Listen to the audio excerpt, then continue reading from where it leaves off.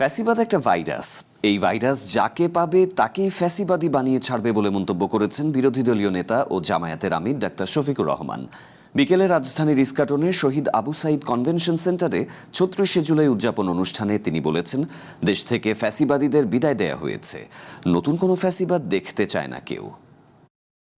এদেশে ফেসিবাদকে বিদায় দেওয়া হয়েছে, নতুন কোনো ফেসিবাদ আমরা দেখতে চাই না। এখন যারা সরকারে আছেন, বিরোধী দলে আছে, সবাই তো মজলুম ছিলাম, তাহলে মজলুমরা এখন আবার জালিম হতে যাচ্ছে কেন? মজলুম যখন জালিম হয় তখন আগের জালিমের চাইতে তার পরিণতি আরো ভয়ঙ্কর হয়।